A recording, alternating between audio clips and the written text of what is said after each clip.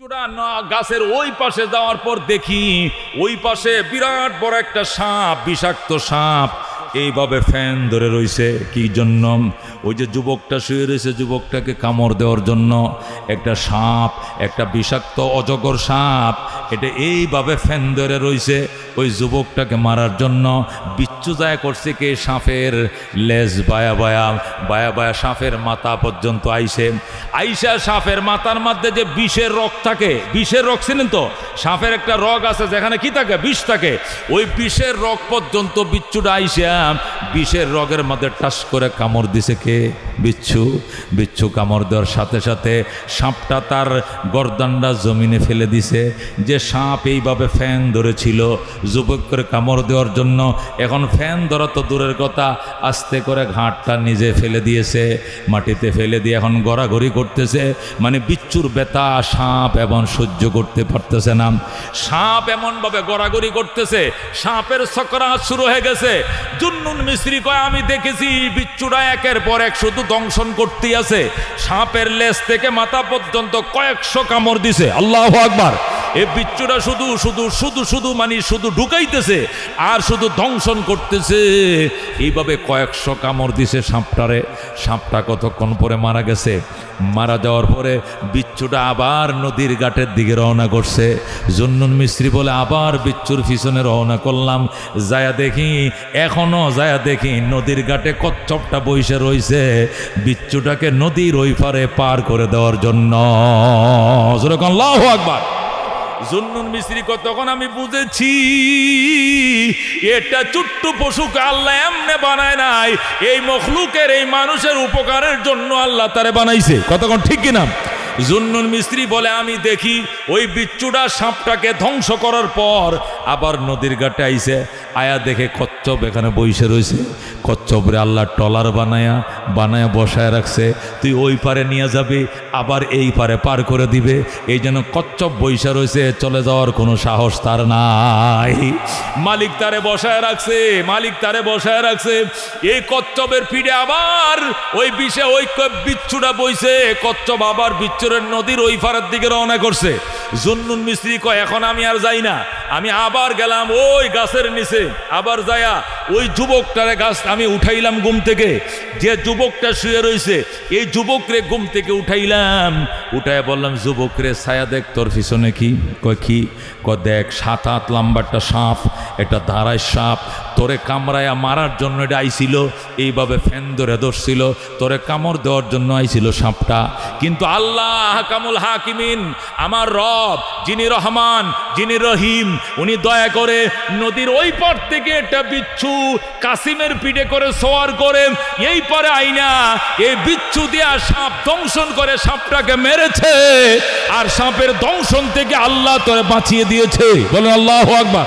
আল্লাহর খাজা মঈনুদ্দিন চিশতি এটাই বলছেন, মিঠা দো আপনে হস্তি কো अगर कुछ मर्तबा चाहो के दाना खाक में मिलकर गुले गुलजार होती है।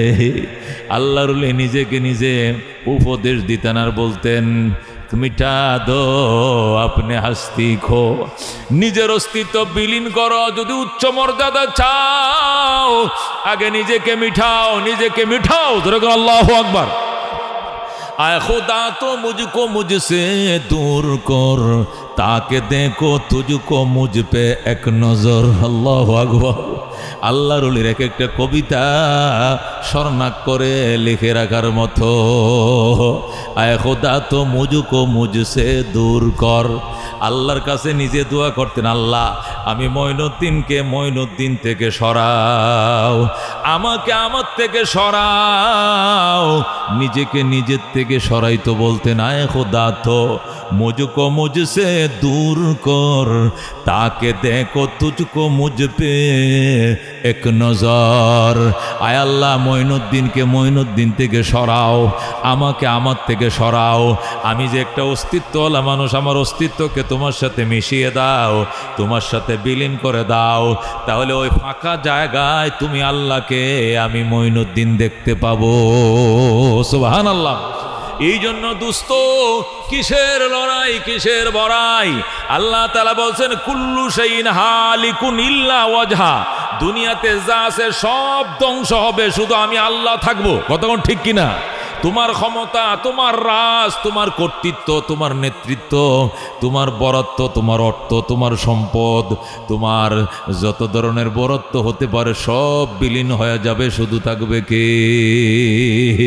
ইল্লা ওয়াজহা, শুধুমাত্র আল্লাহর অস্তিত্বই থাকবে। কথা কোন ঠিক কিনা?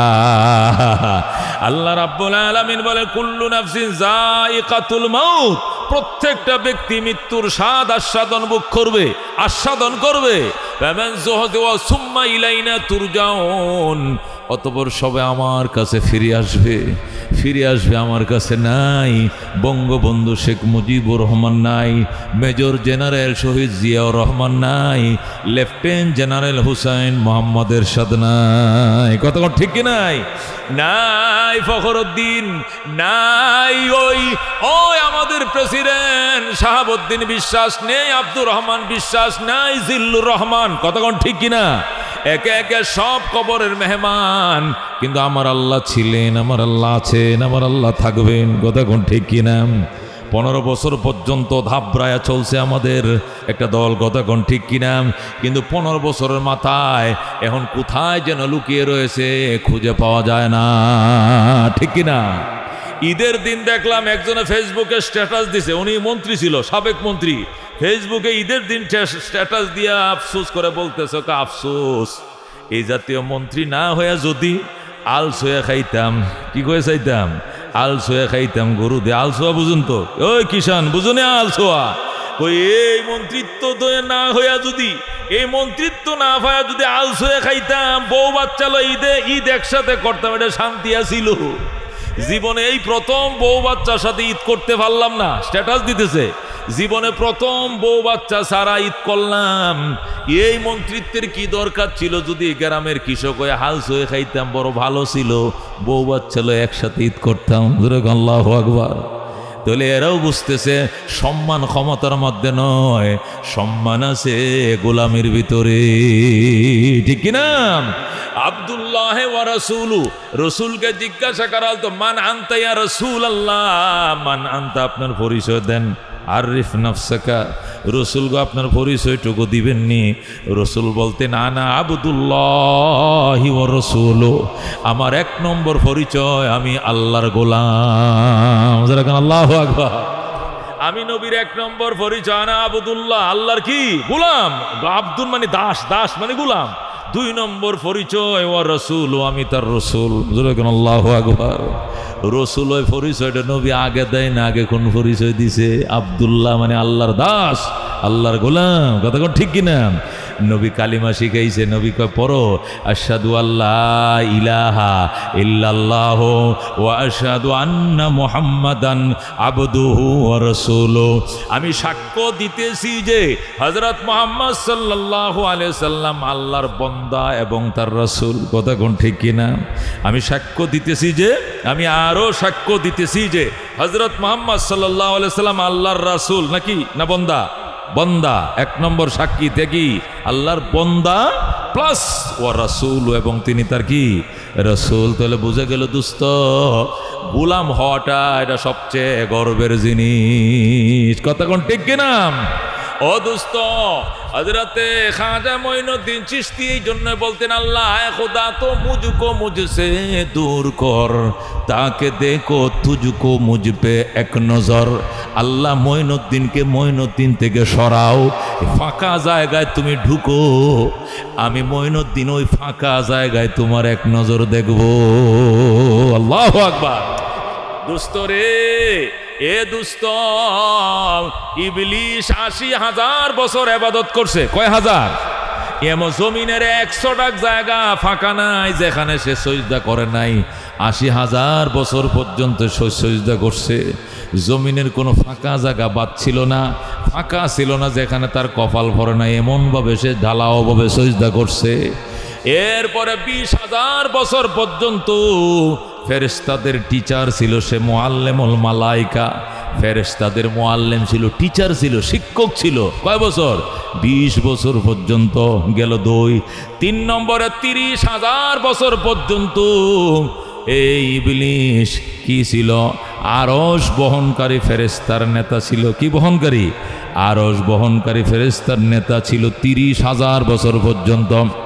14,000 বছর পর্যন্ত আল্লাহর আরশের চার কিনারে কি করছে? তোয়াফ করছে। তোয়াফ করা পর্যন্ত পদক্ষিণ করা, ঘোরা।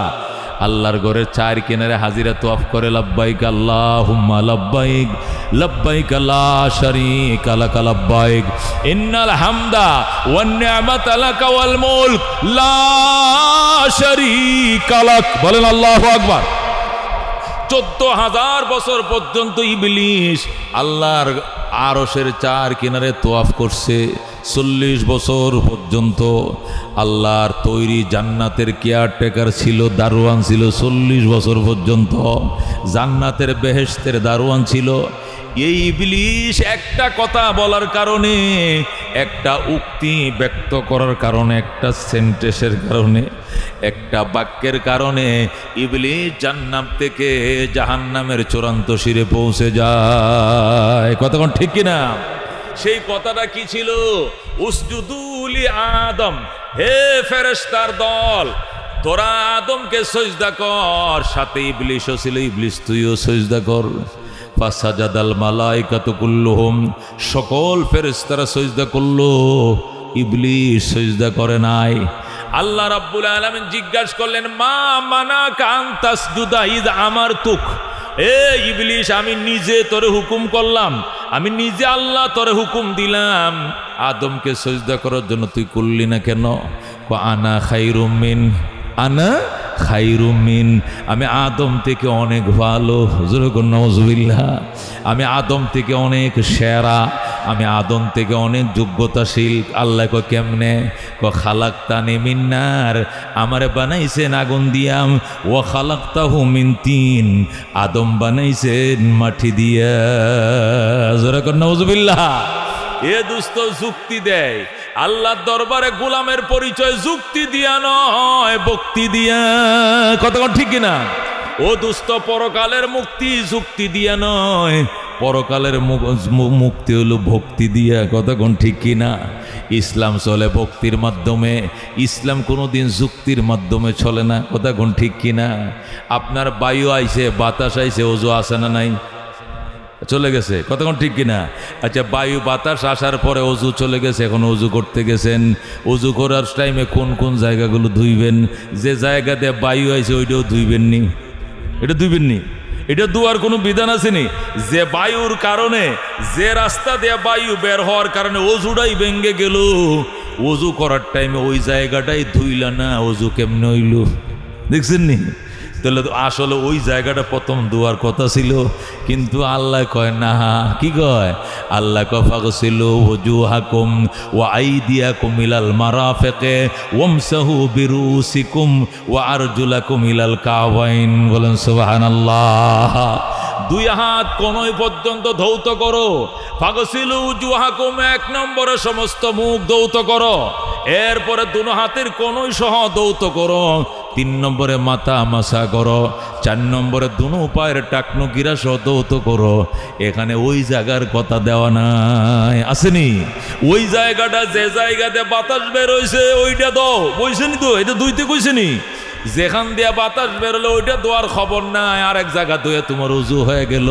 এটাই ইসলাম, এটাই মানতে হবে, এটাই বিধাতার বিধান। কথাক্ষণ ঠিক কিনা?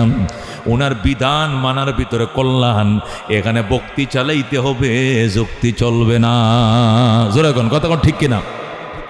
শের খুদা আলী রাদিয়াল্লাহু তাআলা আনহু বললেন, ইয়া রাসূলুল্লাহ, যদি শীতের দিনে পাও ধুইতে সমস্যা হয় তাহলে কি করা যাবে?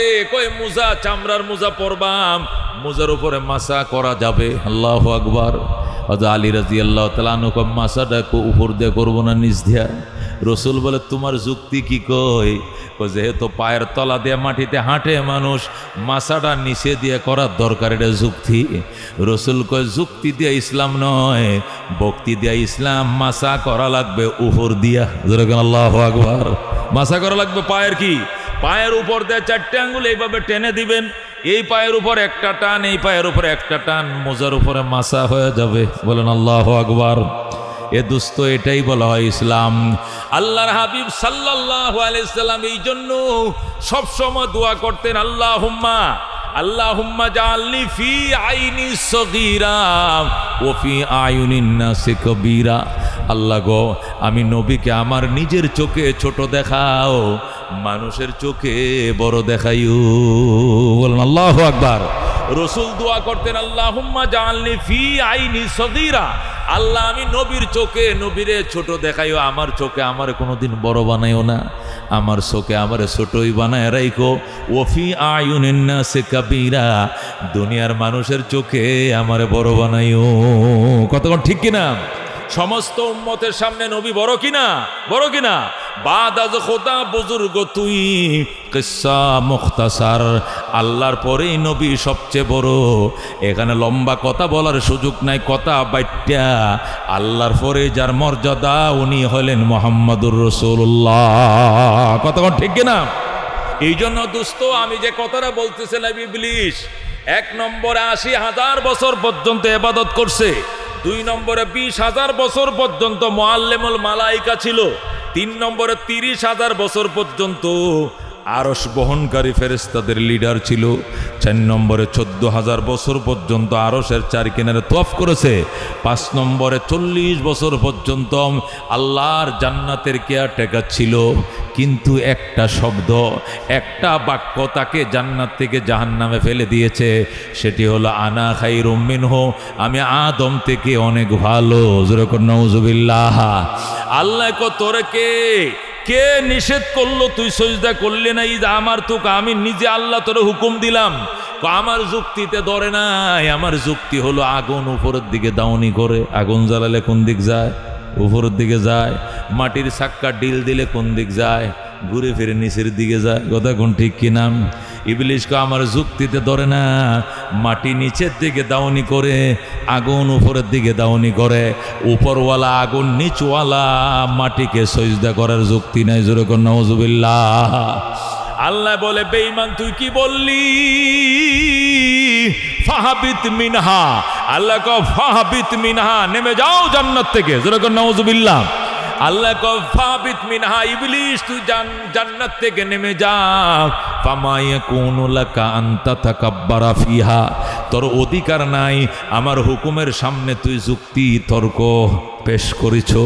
ফামা ইয়াকুনু লাকা আন তাতাকাব্বারা ফিহা, তোমার অধিকার নাই আমার হুকুমের সামনে তুমি অহংকার দেখাইলাই, অধিকার তোমার নাই। ফাখরুজ, আমি আবার বলছি, আল্লাহ বলেন আমি আবার বলছি, বের হও। আল্লাহু আকবার। আগে ফাহাবিত মিনহা মানে জান্নাত থেকে বেরিয়ে যাও, এখন আবার বলতেছে ফাখরুজ, আবার বলছি বেরিয়ে যাও। ইন্নাকা মিনাস সাগিরিন, নিশ্চয় তুমি লাঞ্ছিত বঞ্চিতদের অন্তর্ভুক্ত। জোরে কর নাউজুবিল্লাহ। ও দুস্থ, ওই দিন থেকে ইবলিস আল্লাহ কর্তৃক বিতাড়িত হয়েছে। একটা মাত্র শব্দ, আনা খায়রুম মিন, আমি বড়, আমি বড়। জোরে কর নাউজুবিল্লাহ। এই জন্য ভুলেও এই কথা মুখ দেয়া বের করা যাবে না, আমি বড়, যুক্তি দেওয়া যাবে না, সব জায়গায় যুক্তি চলে না। আল্লাহ নবী বলেন, আল্লাহর হাবিব সাল্লাল্লাহু আলাইহি সাল্লাম ইরশাদ করেন, লা ইয়াদখুলুল জান্নাতা মান, ওই ব্যক্তি জান্নাতে ঢুকতে পারবে না, কানা ফি কলবিহি মিসকালু যাররাতিম মিনাল কিবির, যার অন্তরের ভিতরে সরিষা দানা বরাবর অহংকার আছে, ওই মানুষ কোনোদিন জান্নাতে ঢুকতে পারবে না। যেরকম নাউজুবিল্লাহ। আল্লাহর হাবিব আল্লাহর কাছে দোয়া চাইতেন, আল্লাহুম্মা ইন্নী আউযু বিকা মিন নাফাতিল কিবির, আল্লাহুম্মা ইন্নী আউযু বিকা মিন নাফাতিল কিবির। ইয়া আল্লাহ, আমি তোমার কাছে আশ্রয় চাই অহংকারের ধোঁয়া থেকে, অহংকারের বাতাস থেকে তোমার কাছে আমি আশ্রয় চাই। আল্লাহর নবী পর্যন্ত আশ্রয় চাইতেন। এই জন্য দুস্থ, অহংকার করা যাবে না। আমি মাটির তৈরি, মাটিতে ছিলাম। আল্লাহ কয়, মিনহা খালাকনাকুম ওয়া ফিহা নুঈদুকুম ওয়া মিনহা নুখরিজুকুম তারাতান উখরা। বিসমিল্লাহ ওয়া আলা মিল্লাতি রাসূলিল্লাহ বলে কবরে রাইখা দিবে। কথা কোন ঠিক কিনা? মিনহা খালাকনাকুম, আল্লাহ বলে এই মাটি দিয়েই তোরে বানাইছি। ওয়া ফিহা নুঈদুকুম, এই মাটির ভিতরেই তোরে পুঁতে রাখলাম। ওয়া মিনহা নুখরিজুকুম তারাতান উখরা, এই মাটির থেকেই তোরে আবার উঠাবো। কেন তোমার ভিতরে এত অহংকার, কেন গো তোমার ভিতরে এত কিবির? এখানে জায়গা দেওয়া চলবে না। আল্লাহ রাব্বুল আলামিন সতর্ক করে দিয়েছেন, তুমি মাটির তৈরি, বানাইছি মাটি দিয়াম, পুঁতে রাখবো মাটির ভিতরে, আবার উঠাবো তোমাকে মাটির থেকে। এরপরও কেন গো তোমার দেমাগের ভিতরে অহংকার? যেরকম নাউজুবিল্লাহ। এই জন্য দুস্ত, ও দুস্ত, আল্লাহর দরবারে দোয়া করো, আল্লাহ যেন প্রশান্তিময় একটা আত্মা দান করে, যেখানে অহংকার নাই, যেখানে কিবির নাই, যেখানে বরাত্ব নাই। এই এমন একটা আত্মার জন্য আল্লাহর দরবারে কান্দো। আল্লাহ পরিষ্কার বলে দিয়েছেন, ইয়াউমা লা ইয়ানফাউ মালু ওয়ালা বানুন ইল্লা মান আতাল্লাহা বিকলবিন সালিম। আল্লাহ বলেন ওই দিনকে ভয় করো, লা ইয়ানফাউ মালু ওয়ালা বানুন, যেদিন সন্তান আর সম্পদ তোমার কাজে আসবে না। ইল্লা মান আতাল্লাহা বিকলবিন সালিম, ওই ব্যক্তি কাজে আসবে যে আল্লাহর কাছে এসেছে প্রশান্তিময় আত্মা নিয়া। বলেন আল্লাহু আকবার। যে ব্যক্তি প্রশান্তিময় আত্মা নিয়া আল্লাহর দরবারে আসছে, সেই শুধু কাজে আসবে। অহংকার অহমিকার আত্মা নিয়ে আসলে আমি আল্লাহর দরবারে সন্তানও কাজে আসবে না, সম্পদও কাজে আসবে না। কাজে আসবে একমাত্র প্রশান্তিময় আত্মা। কতক্ষণ ঠিক কিনা? এ দুস্থ আত্মা প্রশান্তিময় কেমনে হয়?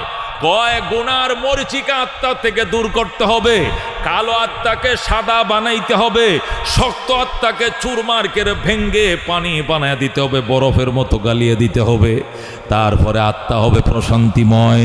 আল্লাহ নবী বলছেন, ইন্না হাযিহিল কুলুবা তাসদাউ কামা ইয়াসদাউল হাদিদু ইযা আসাবাহুল মাম। আল্লাহর হাবিব বলেন, মানুষের আত্মার ভিতরে মরিচিকা ধরে। বলেন আল্লাহু আকবার। লোহার মধ্যে পানি লাগলে যেরকম লোহায় মরিচিকা ধরে, আত্মার মধ্যে গোনা লাগলে আত্মায় মরিচিকা ধরে। কিলা ওয়া মা জিলাউহা ইয়া রাসূলুল্লাহ। সাহাবায়ে কেরাম প্রশ্ন করলেন, নবী গো, লোহার মরিচিকা দূর করার জন্য তো রেত আছে, কিন্তু আত্মার মরিচিকা দূর করার উপায় কি? রাসূল বললেন, দুইটা রেত ইউজ করবা। এক নম্বর রেত হলো কাসরাতু যিকরিল মাউত, দুই নম্বর রেত হলো তিলাওয়াতুল কোরআন। বলেন আল্লাহু আকবার। ও দুস্থ আত্মাকে যদি প্রশান্তিময় বানাইতে চাও, তাহলে এক নম্বরে কাসরাতু যিকরিল মাউত, মৌতের কথা স্মরণ করো। কিসের কথা? মৌতের কথা স্মরণ করো।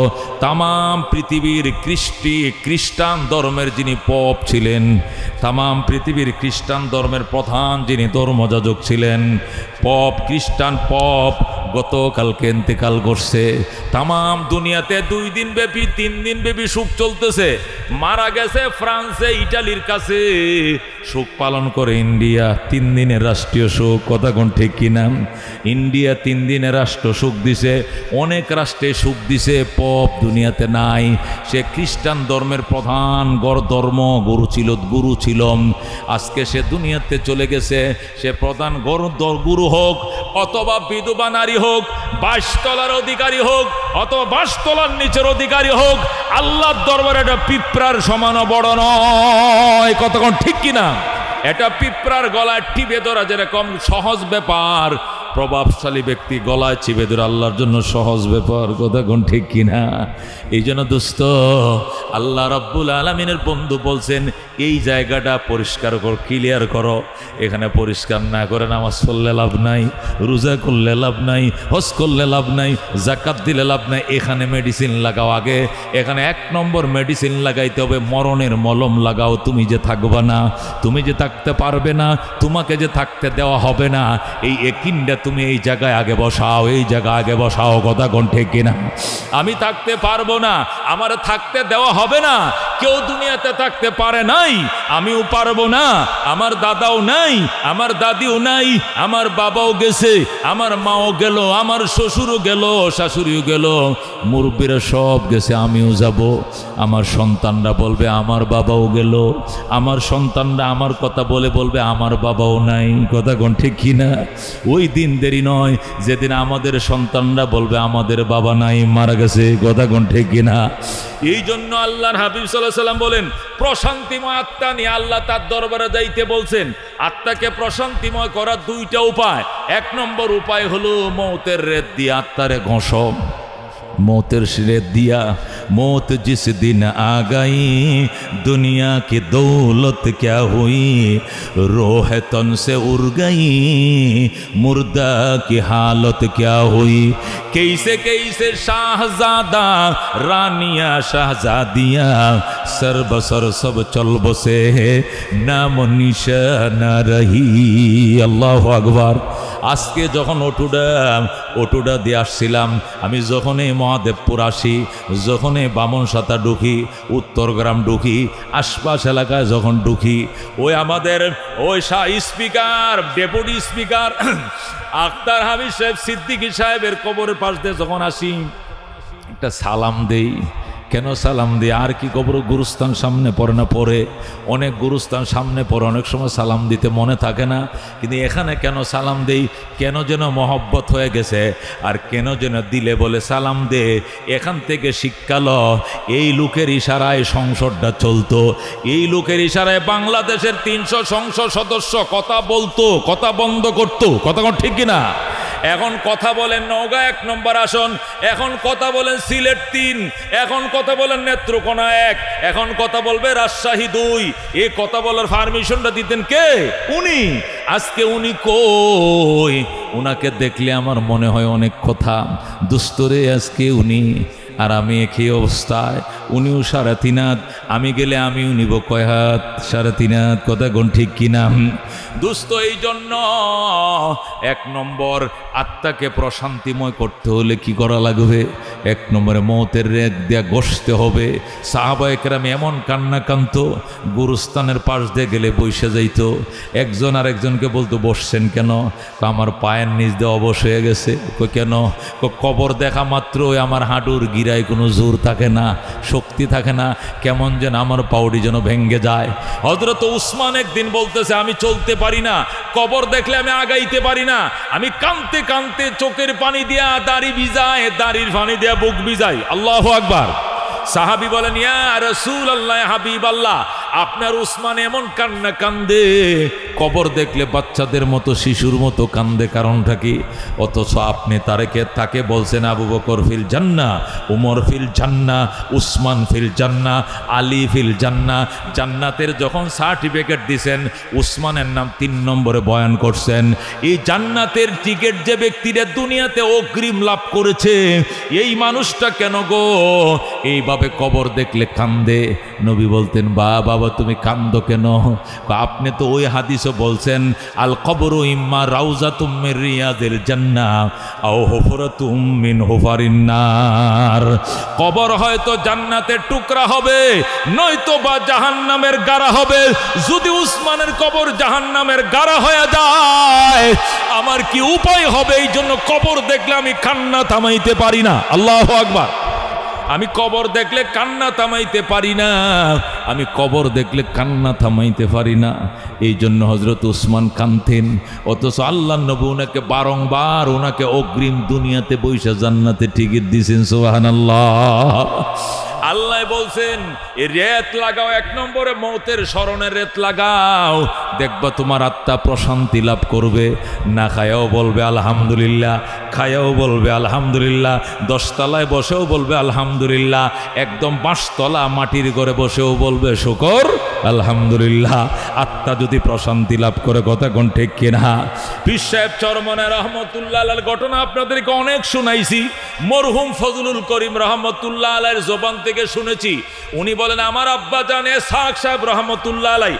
যিনি বর্তমান পীর সাহেব চরমনের দাদা লাগতেন আল্লাহু আকবার আমার বাবা আমি শুনেছি আমার বাবা বলেছেন আল্লাহ আমার বাবা ইসহাক সাহেব রহমতুল্লাহ আলাইহি ওই উজানির কারি ইব্রাহিম সাহেব থেকে খেলাফত নিয়া উনি যখন চরমনের ময়দানে গেলেন প্রায় সময় তিনি হারায় যাইতেন রাত্রিবেলায় ওনাকে খুঁজে পাওয়া যাইতো না মানুষ ওনাকে খোঁজার জন্য নদীর ঘাটে যাইতো গুরুস্থানের কিনারে যাইতো মাদ্রাসায় যাইতো বাথরুমে খুঁজতো নদীর ঘাটে ওযুখানা এখানে গেছে কিনা কিন্তু পাইতো না খুঁজতে খুঁজতে খুঁজতে হঠাৎ করে দেখতো উনি গুরুস্থানে বাঁশ গাছের নিচে বাঁশ সুবের তলে বৈশাম কবরের দিকে এক নজরে তাকায় রইছে, চোখের পানি সারে আর গজল গায় আমার প্রাণ পাখি রে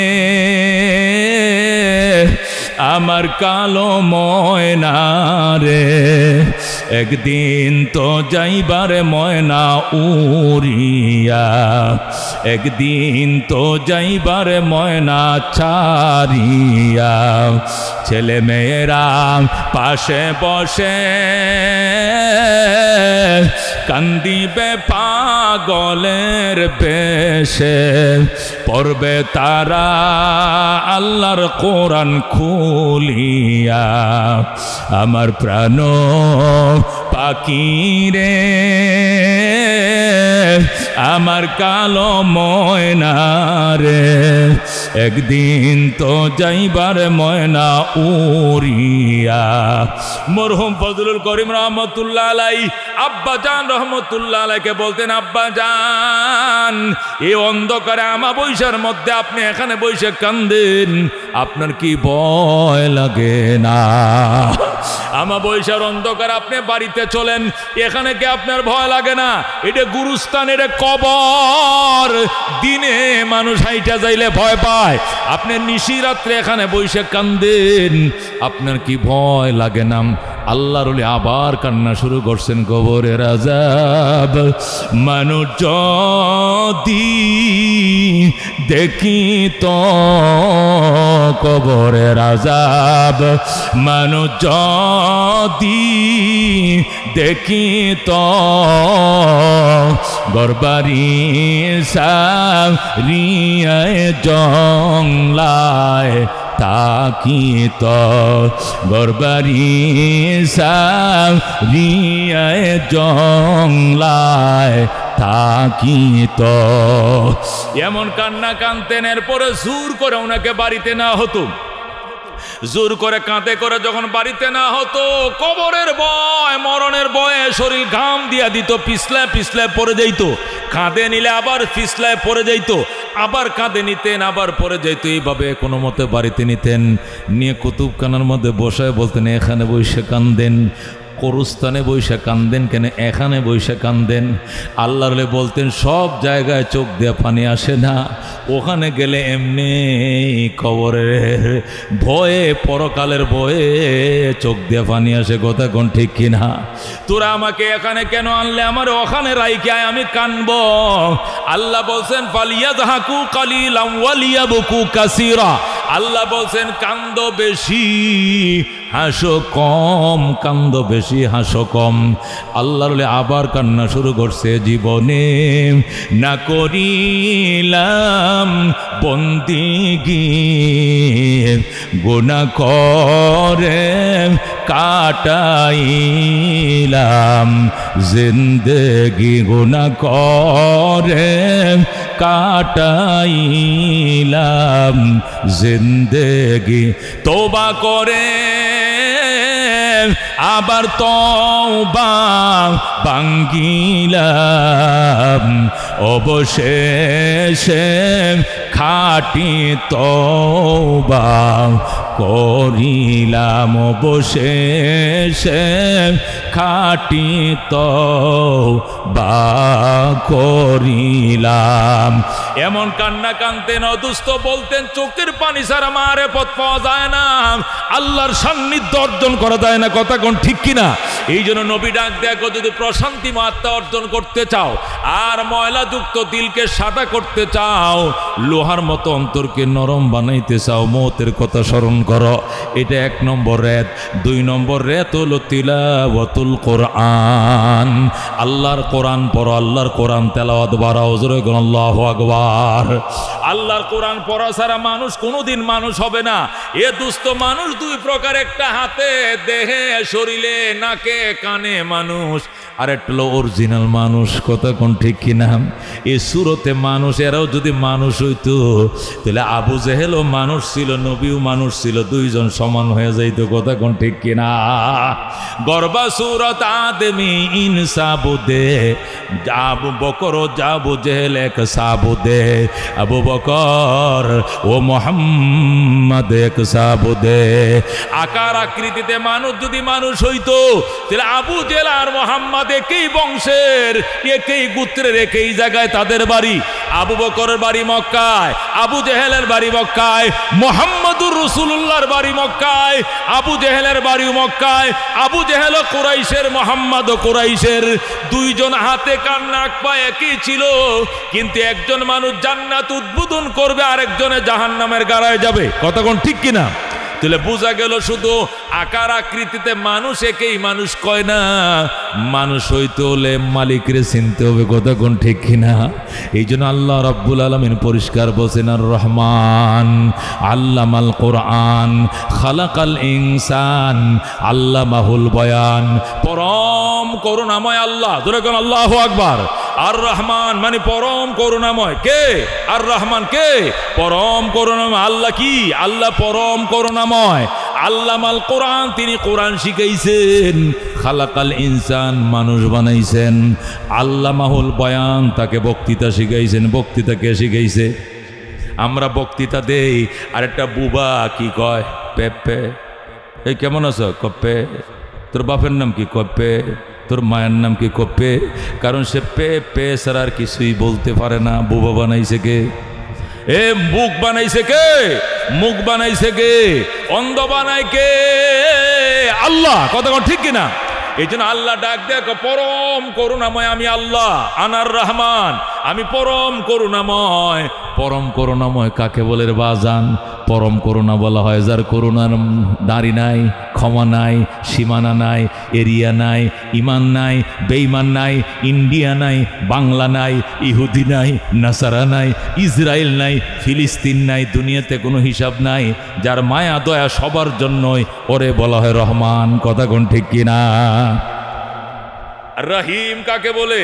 রহিম বলা হয় করুণাময়। পরম দয়ালু আল্লাহকে রহমান বলা হয়, রহিম বলা হয় পরম দয়ালু নয়। পরম দয়ালু হলো রহমান, রহিম হলো করুণাময়। যিনি ইমানদারের উপর করুণা করেন, আল্লাহ যিনি ইমানদারের উপর করুণা করেন, ইসলাম আল্লাহর করুণা করেন, নামাজের উপরে দয়া করেন, আল্লাহ আল্লাহর উপরে দয়া করেন, তাকে বলে রহিম। আর সবার উপরে দয়া করেন, তাকে বলে রহমান। জোরে কোন আল্লাহু আকবার। আল্লাহ বলেন, আনার রহমানু ফিদ দুনিয়া ওয়া রহিমুন ফিল আখিরা। আমি দুনিয়াতে রহমান, পরকালে রহিম। আল্লাহ দুনিয়াতে রহমান, তার দয়ার দ্বার খোলা। আজকে কিভাবে ফিলিস্তিনিদেরকে মারতেছে, হাজার হাজার শিশু, লক্ষ লক্ষ মা বোনদেরকে মারতেছে। এই পর্যন্ত প্রায় 52-53 হাজার মা বোনকে হত্যা করেছে। আর লক্ষ লক্ষ মানুষ চাপা খায়া বিল্ডিংয়ের নিচে পড়ে রয়েছে। এর কোনো গণনা নাই, এর কোনো হিসাব নাই। লক্ষ লক্ষ মানুষ আহত হয়ে হাসপাতালে কাতরাইতেছে, চিকিৎসার পর্যন্ত ব্যবস্থা নাই। কুকুরকে মারলেও তো মায়া লাগে, এরা মানুষদেরকে, মুসলমানদেরকে মারতেছে, এদের মায়া নাই। তারপরে খোদাদেরকে ধরে না, কারণ দুনিয়াতে আল্লাহ বিচারক নয়, দুনিয়াতে আল্লাহ হলেন রহমান। কথা কোন ঠিক কিনা? তিনি দুনিয়াতে পরম করুণাময়। আল্লাহু আকবার। তাফসীরে কিতাবের মধ্যে লেখে, হযরতে জুন্নুন মিসরি রহমতুল্লাহ আলাইহি আল্লাহর বিখ্যাত বুজুর্গ ওলি ছিলেন। উনি জেলে ছিলেন, জেলে মাঝি ছিলেন, মাছ ধরতেন, বিক্রি করতেন। কিন্তু টপ লেভেলের বুজুর্গ ছিলেন জুন্নুন মিসরি। কিন্তু তার কর্ম ছিল তিনি নদীতে মাছ ধরতেন, বিকালে সকালে বিক্রি করতেন। নদীতে মাছ ধরে বিক্রি করতেন, মাছের বিক্রি করার টাকা দিয়ে চাউল ডাল কিনতেন। ওনার একটা মেয়ে ছিল, কোনো ছেলে ছিল না, সংসার চালাইতেন। ওনাকে বলা হয় জুন্নুন মিসরি। এই জুন্নুন মিসরি রহমতুল্লাহ আলাইহি বলেন, একদিন আমি মিশরের নদীতে জাল ফাতলাম, এই মাথার থেকে ওই মাথায় নদীতে জাল ফাতলাম। জালের হাওয়ায় হাওয়ায় মাছ লাগছে। কি লাগছে? মাছ লাগছে। আমি সব মাছগুলো ছুড়াইলাম, ছুড়াই খাসা বললাম মাছ দিয়া ভরে। আমি মাছগুলো রেডি করলাম, বাজারে নিয়ে যাব, মাছ নিয়ে যাব। বাজারে যাওয়ার আগে আমি নদীর ঘাটে গেলাম গোসল করার জন্য। জুন্নুন মিস্ত্রি বলেন, যখন আমি নদীর ঘাটের দিকে রওনা করলাম গোসল করার জন্য, আমি নদীর ঘাটের দিকে যাচ্ছিলাম, নদীর পাড়ে বাড়ি। যাওয়ার টাইমে দেখি যে রাস্তা দেয়া নদীতে হেঁটে যাব, ওই রাস্তার মধ্যে একটা বিচ্ছু। কি কোন কি এটা বিচ্ছু, কিলকিল কিলকিল করে বিচ্ছুটা নদীর ঘাটের দিকে যায়। জুন্নুন মিস্ত্রি রহমতুল্লাহ আলাইহি বলেন, আমি যাইতেছিলাম নদীর ঘাটে গোসল করার জন্য, গোসল করে আসব, খানা খাবো, জোহরের নামাজ পড়বো, এরপরে মাছ নিয়ে আমি বাজারে যাব। আমার মাথায় ছিল তারা, এই জন্য নদীর ঘাটে যাচ্ছিলাম গোসলের জন্য। হঠাৎ করে দেখি রাস্তার মধ্যে একটা বিচ্ছু এইভাবে কিলকিল কিলকিল করে নদীর দিকে যায়। বিচ্ছু দেখে আমি ভয় পেয়ে গেলাম, কিরে বিচ্ছুটা অনেক স্পিডে নদীর দিকে যাইতেছে। আমি চিন্তা করলাম এটা এত স্পিডে নদীর ঘাটে কেন যায়। জুন্নুন মিস্ত্রি বলে, আমি মারে পথের চোখ দিয়ে যখন তাকাইলাম, তাকায় দেখি আল্লাহর এক হুকুম বাস্তবায়ন করার জন্য সে যায়। বলেন আল্লাহু আকবার। আল্লাহর এক হুকুম বাস্তবায়ন করার জন্য সে পাগলের মতো ছুটছে। জুন্নুন মিস্ত্রি কয়, কিসের হুকুম বাস্তবায়ন করবে? আমি তো বুঝতে পারতেছিলাম না। আওয়াজ আসতেছে, জুন্নুন বিচ্ছুটাকে মারিস না। জুন্নুনকে আমি এত বড় ফাতর নিছি, এর ডিল দিয়ে মারবো। বিচ্ছু বিষাক্ত প্রাণী, কামড় দিলে মানুষের জ্বর আইসা যাবে, কথা কোন ঠিক কিনা? বিষাক্ত প্রাণী মারার বিধান আছে, সাপ মারার বিধান আছে, বিচ্ছু মারার বিধান আছে, পাগলা কুকুর মারা সুন্নত, কথা কোন ঠিক কিনা? জুন্নুন মিস্ত্রি কয়, আমি যখন বিচ্ছু দেখলাম এইভাবে যাইতেছে, আমি এত বড় পাথর নিলাম বিচ্ছুটাকে মারার জন্য, উপর থেকে আওয়াজ আইতেছে, মারিস না, এটা আমার হুকুম পালন করার জন্য নদীর ঘাটের দিকে ছুটছে। আল্লাহু আকবার। জুন্নুন মিস্ত্রি কয়, এই বিচ্ছু আবার আল্লাহর কি হুকুম পালন করবে, দেখি আজকে কি হুকুম পালন করে। এই জন্য আমি আস্তে আস্তে বিচ্ছুর পিছনে পিছনে হাইটা যাই। বিচ্ছু নদীর ঘাটে গেছে, আমিও নদীর ঘাটে গেছি। যায় দেখি নদীর ঘাটে একটা কচ্ছপ। কি কোন কি কচ্ছপ? কচ্ছপ ছিলেন না, কাসিম কচ্ছপ ছিলেন না? যায় দেখি একটা কচ্ছপ নদীর ঘাটে, নদীর পাড়ের সাথে ফিটটা উঁচু করে দিয়ে বসে রয়েছে। এই বিচ্ছুটা যায় কচ্ছপের ফিডের উপরে উঠে বসছে। আল্লাহু আকবার। এই বিচ্ছুটা যে কচ্ছপের ফিডে উঠছে, এখন কচ্ছপ এটা স্টিমার হইয়া, টলার হইয়া, এ বিচ্ছুকে নিয়ে পিঠটা বাসায় বাসায় কচ্ছপ নদীর ওই পারের দিকে রওনা করছে। আল্লাহু আকবার। জুন্নুন মিস্ত্রি বলে, আমারে আওয়াজ দেওয়া হলো, সে আল্লাহর হুকুম বাস্তবায়ন করতে যায়। আল্লাহর হুকুম কি বাস্তবায়ন করে এটা দেখার জন্য আমি আসছিলাম, কিন্তু দেখি এটা তো নদীর ওই পারে চলে যায়। ঠিক আছে, আমিও যাব নদীর ওই পারে। জুন্নুন মিস্ত্রি বলে, লুঙ্গি আর গামছা নদীর ওই পারে রাইকা আমিও কচ্ছপের পিছন দিয়ে আমিও সাঁতার শুরু করে দিলাম, সাঁতরাইতে শুরু করলাম। কচ্ছপও সাঁতরাইতেছে, আমিও সাঁতরাইতেছি। কচ্ছপও নদীর ওই পারের ঘাটে লাগছে, আমিও যে ওই পারে ঘাটে উঠছি। আমি যখন ওই পারে ঘাটে উঠলাম, দেখলাম কচ্ছপটা নদীর ওই পারে যায়, পিঠটা নদীর পারের সাথে লেবেল করে দিছে। বিচ্ছুটা নামছে, নাইমে আবার যাইতেছে। যাইতে যাইতে আমিও বিচ্ছুর পিছন ধরছি, বিচ্ছু যায় আমিও যাই। যাইতে যাইতে দেখি একটা গাছের নিচে একটা যুবক শুয়ে রয়েছে। আল্লাহু আকবার। একটা যুবক, প্রচণ্ড গরম, সে ছাগল চড়াইতেছে, গরু চড়াইতেছে। গরু বাছুরগুলো ময়দানে ছেড়ে দিয়া এই মরুভূমির মাঝখানে একটা কি আছে, গাছ আছে। গাছের ছায়ার মধ্যে একটা যুবক শুয়ে রয়েছে। গরমের কারণে শরীরে কোনো কাপড় নাই, পরনে একটা লুঙ্গি আছে, সমস্ত শরীর উদাম, শরীরে কোনো কাপড় নাই, ঝকঝক চেহারা, সুন্দর যুবক, গায়ে কোনো কাপড় নাই। এ বিচ্ছুটা ওই যুবকের দিকে রওনা করছে। যুবকের দিকে যখন বিচ্ছুটা রওনা করছে, জুন্নুন মিস্ত্রিকে আমি বুঝে ফেলছি এই যুবকটাকে কামড় দিয়ে মারার জন্য আল্লাহ নদীর ওই পার থেকে বিচ্ছুটারে ওই পারে আনছে। তখন আমি এই বিচ্ছুটাকে মারার জন্য আবার পাথর হাতে নিলাম। আওয়াজ আসতেছে, মারিস না জুন্নুন, যে কুদরত দেখার জন্য এতক্ষণ নদী সাঁতরায় পার হইলি, এখনো কুদরতের সাথে তোমার দেখা হয় নাই, তুমি বিচ্ছুটাকে মাইরো না, তুমি অপেক্ষা করো, ওয়েটিংয়ে থাকো, আমার কুদরত দেখো। জুন্নুন মিস্ত্রিকে আবার পাথর ডামে ফেলে দিলাম। ফেলে দিয়ে আমি বিচ্ছুর পিছনে যাইলাম। যায় দেখে বিচ্ছুটা ঘুরে ঘুরে ঘুরে ঘুরে ওই গাছের ওই পিছ দিয়ে ঘুরে গেছে, ওই আম গাছটার ওই পাশে গেছে কচ্ছপটা। আল্লাহ, বিচ্ছুটা না গাছের ওই পাশে যাওয়ার পর দেখি ওই পাশে বিরাট বড় একটা সাপ, বিষাক্ত সাপ এইভাবে ফ্যান ধরে রইছে। কি জন্য? ওই যে যুবকটা শুয়ে রয়েছে, যুবকটাকে কামড় দেওয়ার জন্য একটা সাপ, একটা বিষাক্ত অজগর সাপ, এটা এইভাবে ফ্যান ধরে রইছে ওই যুবকটাকে মারার জন্য। বিচ্ছু যায় করছে কে, সাপের লেজ বায়া বায়া বায়া বায়া সাপের মাথা পর্যন্ত আইসা সাপের মাথার মধ্যে যে বিষের রগ থাকে, বিষের রগ ছিলেন তো, সাপের একটা রগ আছে যেখানে কি থাকে, বিষ থাকে, ওই বিষের রগ পর্যন্ত বিচ্ছুটা আইসা বিষের রগের মধ্যে টাস করে কামড় দিছে কে? বিচ্ছু। বিচ্ছু কামড় দেওয়ার সাথে সাথে সাপটা তার গর্দানটা জমিনে ফেলে দিছে।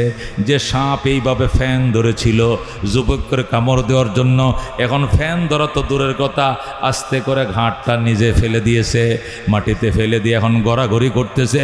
মানে বিচ্ছুর ব্যথা সাপ এমন সহ্য করতে পারতেছে না। সাপ এমনভাবে গড়াগড়ি করতেছে, সাপের সকরাত শুরু হয়ে গেছে। জুন্নুন মিস্ত্রি কয় আমি দেখেছি বিচ্ছুরা একের পর এক শুধু দংশন করতেই আছে। সাপের লেজ থেকে মাথা পর্যন্ত কয়েকশো কামড় দিছে। আল্লাহু আকবার। এই বিচ্ছুরা শুধু শুধু শুধু শুধু মানে শুধু ঢুকাইতেছে আর শুধু দংশন করতেছে। এইভাবে কয়েকশো কামড় দিছে সাপটারে। সাপটা কতক্ষণ পরে মারা গেছে। মারা যাওয়ার পরে বিচ্ছুটা আবার নদীর ঘাটের দিকে রওনা করছে। জুন্নুন মিস্ত্রি বলে আবার বিচ্ছুর পিছনে রওনা করলাম। যায়া দেখি এখনো নদীর ঘাটে কচ্ছপটা বসে রয়েছে বিচ্ছুটাকে নদীর ওই পারে পার করে দেওয়ার জন্য। আল্লাহু আকবার।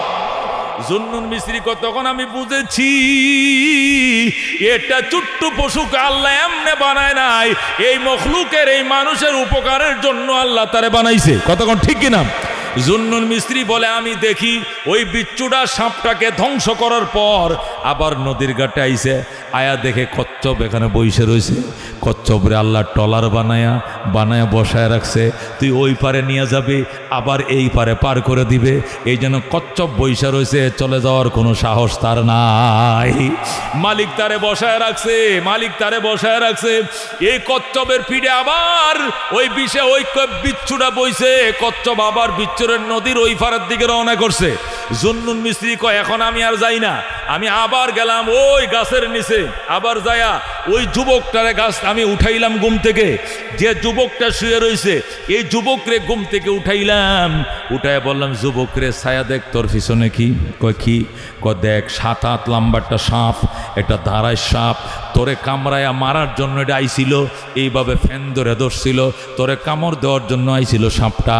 কিন্তু আল্লাহ হাকামুল হাকিমিন, আমার রব যিনি রহমান যিনি রহিম, উনি দয়া করে নদীর ওই পার থেকে একটা বিচ্ছু কাসিমের পিঠে করে সওয়ার করে এই পারে আইনা এই বিচ্ছু দিয়া সাপ দংশন করে সাপটাকে মেরেছে। আর সাপের দংশন থেকে আল্লাহ তোরে বাঁচিয়ে দিয়েছে। বলেন আল্লাহু আকবার। যুবকটা লাফ দিয়ে উঠে কয় দাদা সত্যি করে বলেন এই সাপটাকে কে মারছে? কই এতটুক ছোট একটা বিচ্ছু এই সাপটারে ধ্বংস করছে। এখন ওই যুবক বিশ্বাস করেন, যুবক কয় দাদা এত বড় দাঁড়ি আপনার গালে, এরকম একটা আল্লাহওয়ালা মানুষ দাঁড়িওয়ালা মানুষ মিথ্যা কথা বলছেন কেন? কয় কিসের মিথ্যা কথা? কয় কোনো বিচ্ছু এই সাপ মারে নাই, আপনি নিজেই সাপটাকে মারছেন। জুন্নুন মিস্ত্রি কয় মোটেও না। এই বেটা আমার কথা বিশ্বাস কর, তুই আমারে চিনস, আমার নাম জুন্নুন মিস্ত্রি। আল্লাহু আকবার। যেই মাত্র বলছে আমার নাম জুন্নুন মিস্ত্রি, যুবকটা বিশ্বাস করে কয় দাদা আপনার অনেক নাম শুনছি, আপনি তো বিখ্যাত আল্লাহর ওলি, আপনি জীবনে মিথ্যা কথা বলেন নাই। এতক্ষণে বিশ্বাস হইছে আল্লাহ এই বিচ্ছু দিয়ে এই সাপটারে ধ্বংসন করে মারছে। মাইরা সাপের কামড় থেকে আল্লাহ আমারে রক্ষা করেছে। জুন্নুন মিস্ত্রি ডাক দেয়া কয় বাবা এখন বিশ্বাস হয়েছে নি? কইছে কয় এবার তুই আমারে পরিচয় দে, তুই তোর বাবার কি নাম? কয় কেন? তোর দাদার কি নাম? কয় বল। বলবো না। কয় বলো। কয় কেন? কয় তোর আব্বাও বিখ্যাত আল্লাহর ওলি ছিল, তোর দাদাও বিখ্যাত বুজুর্গ ছিল, তুইও বুজুর্গ বংশের একটা সন্তান। যেরকম আল্লাহু আকবার। নিশ্চয় তোর বাবা আল্লাহর ওলি ছিল, তোর মা বিখ্যাত বুজুর্গ ছিল, তুমি তার ঘরে জন্ম নিয়েছ, এই জন্য আল্লাহ তোমাকে সাপের দংশন থেকে রক্ষা করেছে একটা ছোট্ট বিচ্ছু দিয়া। যুবকটা ডাক দেখো দাদা আপনার ধারণাটা সত্য নয়, আপনার ধারণাটা সম্পূর্ণ উল্টা। আমার বাবাও কোনো মুসলমান ছিল না, আমার দাদাও কোনো মুসলমান নয়, আমার মাও কোনো মুসলমান নয়, আমি হিন্দুর সন্তান। আমার 14 গোষ্ঠী হিন্দু, আমার বাবাও হিন্দু, আমার মাও হিন্দু, আমরা সনাতন ধর্মে বিশ্বাসী। আমরা আল্লাহর ওলি হওয়া দূরের কথা, আমরা তো মুসলমানই নই। জুন্নুন মিস্ত্রি আল্লাহু আকবার করে চিল্লান দিয়া কয়, আল্লাহ এটা আবার কি দেখাইলা? একটা বেঈমান, একটা মূর্তি পূজারীকে বাঁচানোর জন্য নদীর ওই পার থেকে কাসিমের পিঠে করে বিচ্ছুকে এই পারে আইনা ওই বিচ্ছু দিয়া তুমি সাপ মারলা, সাপের দংশন থেকে একটা বেঈমানকে তুমি বাঁচাইলা। এটা কি কারণে? এটা কি করে সম্ভব? যুবক ডাক দেখো জুন্নুন মিস্ত্রি, ওগো আল্লাহর ওলি, এটা অবাক হওয়ার কিছু নয়, এটা আশ্চর্য হওয়ার কিছু নয়, এটা অবাক হওয়ার কিছু নয়। গতকালকে আমার এক মুসলমান বন্ধুর সাথে আমি ঝগড়া করছি।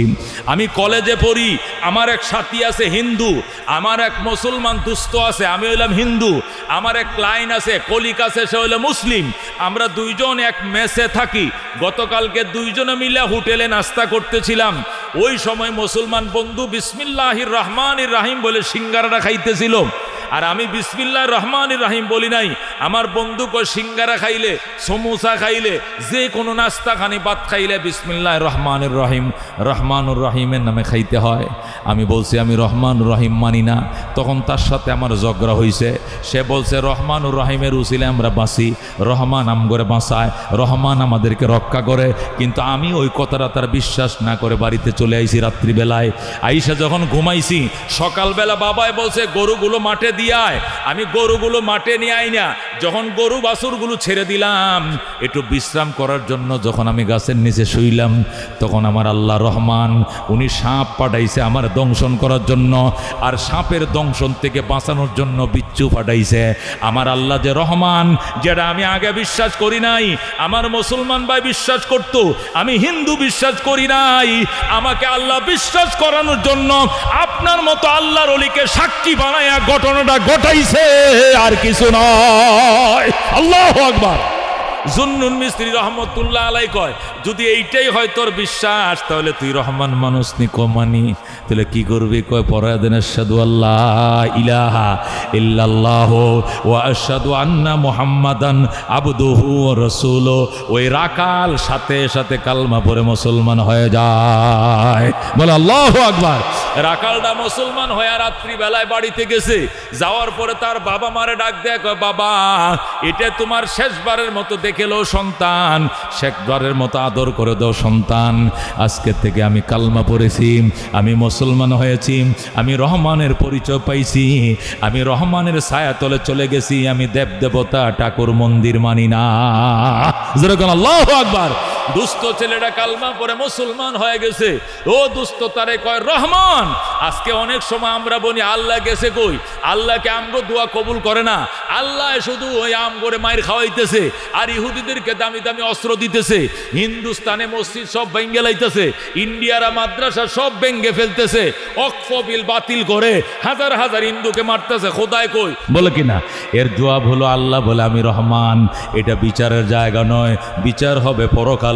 এটা উন্মুক্ত ময়দান, এটা পরীক্ষার হল, পরীক্ষা দেওয়ার জায়গা। যারা লিখতে পারে তারাও হলে যাবে, যারা লিখতে পারে না তারাও হলে যাবে। লেখা না লেখা দুইটার অধিকার আছে। রেজাল্ট যেদিন পাস হবে, যারা পাস করবে তারা পরের ক্লাসে উঠবে, যারা ফেল করবে এই ক্লাসেই থাকবে, সামনে আগাইতে পারবে না। কথা কোনটা কিরা? আল্লাহ ডাক দেয়া কর রহমান, পরম করুণাময় আল্লাহ, পরম করুণাময় আল্লাহ। জোরে কোন সুবহানাল্লাহ। আল্লাহ পরম করুণাময়, তার করুণার কোনো আইল কুঠা নাই, দাড়ি ক্ষমা নাই। ইমানদারের উপর তার দয়া, বেঈমানের উপর তার দয়া। দুনিয়া হিসাবে ইসরায়েলও আল্লাহ খাওয়াইবে, দুনিয়ার হিসাবে ফিলিস্তিনকে আল্লাহ খাওয়াবে। বৃষ্টি হলে ইসরায়েলে হবে, আর বৃষ্টি হলে বাংলাদেশে হবে, ইন্ডিয়াতেও হবে। তুফান আইলে তাদের দেশে হবে, আমগো দেশে হবে। ফসল তাদের দেশে হবে, আমাদের দেশে হবে। আম তাদের গাছেও ধরবে, আমাদের গাছেও ধরবে। এখানে ইমানদার বেঈমানের বিবেচনা নাই, ইমানদার বেঈমানের বিবেচনা হবে পরকালে। কথা কোন ঠিক কিনা? হযরতে মূসা আলাইহিস সালামের জামানায় বনি ইসরাইলের যুগে এক বিধবা নারীর বাড়িতে তুফান আসছে। আইসা এলাকার অনেক ঘর বাড়ি ফেলে দিয়েছে প্রচন্ড তুফান। ঘূর্ণিঝড় আইসা যখন এলাকার ঘর বাড়ি ফেলে দিয়েছে, একটা বিধবা নারী তার ঘরটাও ফেলে দিয়েছে। বিধবা নারী সকালবেলায় মূসা নবীর কাছে যে বিচার দেয়, ওগো আল্লাহর নবী, মূসা কালিমুল্লাহ মানুষের ঘরটি খোদায় ফেলছে, ঠিক আছে, তাদের ঘর বানান্যা লোক আছে, কিন্তু আমি বিধবা নারী, আমার স্বামী নাই, আমার সন্তান নাই, আমার আত্মীয় স্বজন নাই, আমার দেবর নাই, আমার বাসুর নাই, আমার বাসদার নাই, বাসুব নাই, আমার ঘরটা কে বানবে? আল্লাহ আমার ঘরটা ভাললো কেন? মূসা আলাইহিস সালাম কো ঠিক আছে, আল্লাহর কাছে এই ব্যাপারে আমি দরখাস্ত করতেছি। আল্লাহ নবী মূসা কালিমুল্লাহ আল্লাহর কাছে দরখাস্ত করে, আল্লাহ গত রাত্রে যে তুফানটা দিছিল কে? আমি দিছি। গড়বাড়ি ফেলছেন কতগুলো? অনেক গড়বাড়ি ফেলছি। আচ্ছা সব গড়বাড়ি ফেলছেন, অসুবিধা নাই, কিন্তু বিধবা নারীর ঘরটা ফেললেন কেন? আল্লাহ কো সমস্যা কি? সমস্যা হইল সবাই তো গড় বাঁধতে পারবে, এই বুড়ির তো গড় বাঁধতে দেওয়ার মতো কোনো লোক নাই, এর ঘরটা না ফালাইতেন? আল্লাহ কো কেমনে? তুফানটা ওই সাইডে একটু ঘুরায় নিতেন যাতে বুড়ির ঘরে না লাগে। আল্লাহ কো দুনিয়া সবার জন্য সমান, রহমতের ফয়সালা হলে সবাই পাবে, আর আযাবের ফয়সালা সবাই পাবে, পরকালে শুধু ঈমানদাররা জান্নাতে যাবে। যেরকম সুবহানাল্লাহ। আল্লাহ নবী মূসা কালিমুল্লাহ কো তাহলে ঈমান আইনা এই বেচারি লাভটা কি হইছে? তার ঘরটা যদি রক্ষা না হয়, আল্লাহ ডাক দেয়া কয় ঈমান আনছে তুফান থেকে বাঁচার জন্য নয়, ঈমান আনছে তুফান থেকে বাঁচার জন্য নেই। কয় আমরা 5 ওয়াক্ত নামাজ পড়ে, আমগো চেয়ারম্যান সাহেব 5 ওয়াক্ত নামাজ তাকবীরুল্লাহর সাথে পড়ে, এরপরে চেয়ারম্যানের বিঘায় হইছে 11 মন, আর হয় যেটা নামাজ পড়ে না হের জমিনে বিঘা হইছে 17 মন। এটা কি কামটা হইলো? তোর নামাজ গেল কই? আল্লাহ ডাক দেখ, তোর নামাজের বদলায় কি তুই দান চাসনি? তোর নামাজের জন্য তোর দান দেই নাই, তোর নামাজের জন্য তোর জন্য জান্নাত রেখে দিছি। কথা ঠিক কিনা? নামাজের পরিবর্তে তুই খেতে দান শেষ গিল্লি গা। নামাজের বিনিময়ে কি দানের জন্য কি নামাজ পড়ি? দানের জন্য নামাজ পড়ি? নারকেলের জন্য নামাজ পড়ি, নাকি আমের জন্য নামাজ পড়ি, নাকি দোকানে বেচা কেনার জন্য নামাজ পড়ি? নামাজ পড়ি জান্নাতে যাওয়ার জন্য। কথা কোন ঠিক কিনা? দোস্ত, আল্লাহ নবী সাল্লাল্লাহু আলাইহি সাল্লাম ডাক দেখো, আল্লাহ আমাকে বুঝায় বলেন। আল্লাহকে বুঝায় বলবো, আপনি দাঁড়ায় থাকেন। মূসা কালিমুল্লাহ কানে মোবাইল নিয়ে দাঁড়ায় রয়েছেন। হঠাৎ করে আল্লাহ হুকুম করছেন, পিঁপড়ারে পিঁপড়ারে 10,000 পিঁপড়া। মূসা নবীর ডাইন পায়ে উঠবে 5,000, বাম পায়ে উঠবে 5,000, 10,000 পিঁপড়া ঢুকবে, উইটা এই পায়ে 10টা কামড় দিবে, এই পায়ে 10টা কামড় দিবে। পিঁপড়া গো ঠিক আছে। আল্লাহ ডাক দে, খবরদার বেশি কামড় দিস না, সবটি মিল্লা কামড় দিলে আমার নবী মরে যাইব, মরে যাইব। সবাই কামড় দিস না। কামড় দিবে কয়টা? এই পায়ে 5,000 পিপিলিকা, ওই পায়ে 5,000 পিপিলিকা উঠছে, ওইটা এই পায়ে কামড় দিছে 5টা, এই পায়ে কামড় দিছে 5টা। যেই মাত্র কামড় দিছে ভাই 20 পিঁপড়া, লাল পিঁপড়া যেই কামড়টা দিছে, মূসা নবী মোবাইল ডিল মারে ফালায় থুইয়া পিঁপড়া ডলা শুরু করছে, ডুল্লা 5,000 পিঁপড়া সব মেরে ফেলাইছে। আল্লাহু আকবার। সবটি 2 পায়ে যত পিঁপড়া উঠছিল সবটি মারছে। আল্লাহ তাআলা ফোন করতেছে, মোবাইল কল দিতেছে, মূসা কল ধরে না, শুধু পিঁপড়া মারে। অনেকক্ষণ পরে কল ধরে কয় হ্যালো।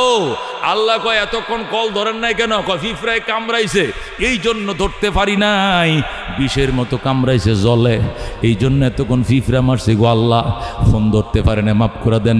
আল্লাহ কয় পিঁপড়ার এত বড় সাহস, আমার নবীর কামড়টা দিল বিচার হবে। কয়টা কামড় দিছে? কয় 4-5টা কামড় দিছে এই পায়ে, 4-5টা দিছে এই পায়ে। মারছেন কয়টা? সবটি মারি লাইছি।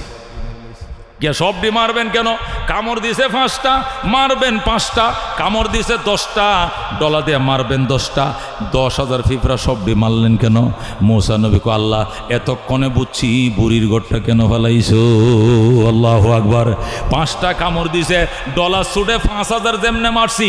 সমাজে অপরাধ করে 5টায়, গাঞ্জা খায় 5টায়, সুদ খায় 5টায়, জেনা করে 5টায়, মাগিবাজি করে 5টায়, কিন্তু আল্লাহ যখন আযাব দেয় ডলা দিয়া 10,000 মাইরে ফেলায়। কতক্ষণ ঠিক কিনা? এটাই হইল দুনিয়া। কতক্ষণ ঠিক কিনা? এই জন্য আল্লাহ ডাক দেয়া আর রহমান, পরম করুণাময় আল্লাহ। আল্লামাল কোরআন, কোরআন শিখাইছে। খালাকাল ইনসান, মানুষ বানাইছে। আল্লাহু আকবার। আল্লাহ রাব্বুল আলামিন কোরআন শিখাইছেন, মানুষ বানাইছেন। মুফাসসিরিনে কেরাম বলেন আল্লাহ এখানে উল্টা করছেন। দেখা যায় আসলে বলার দরকার ছিল খালাকাল ইনসান আল্লামাল কোরআন, তিনি মানুষ বানাইছেন, কোরআন শিখাইছেন, এমন বলার দরকার ছিল। কিন্তু বলছেন কোরআন শিখাইছেন, মানুষ বানাইছেন। কোরআন শিক্ষা আগে না মানুষ বানানো আগে? জোরে কোন কে আগে?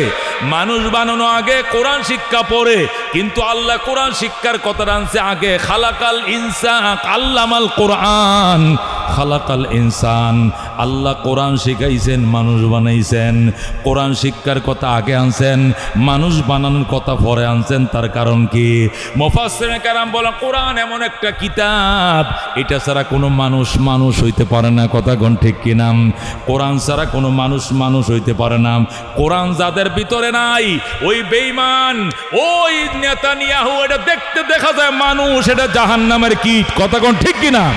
ওই যে হিন্দুস্তানে আছে কিতা নাম, মনমোহন সিং, আর কি আছে, আর কি আছে, মোদি, এটা কষায়। এটা কি কষায়?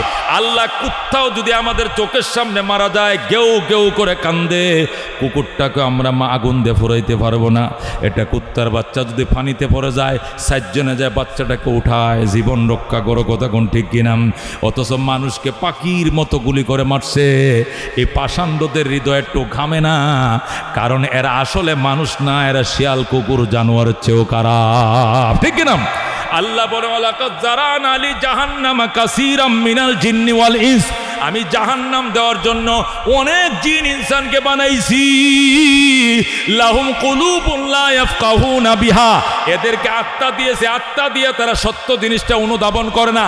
চোখ দিয়েছে, সত্য জিনিস দেখে না। কান দিয়েছে, সত্য জিনিস শুনে না। উলাইকা কাল আনাম, এরা জানোয়ার, এরা চতুষ্পদ জানোয়ারের মতো, এরা কুকুরের মতো, এরা শুয়োরের মতো। বালহুম আদল, বরং শুয়োরের চেয়েও, হিয়াল কুত্তার চেয়েও ওরা নিকৃষ্ট। কথা কোন ঠিক কিনা? এই জন্য দুস্থ কোরআন শিক্ষা করা ছাড়া উপায় নাই।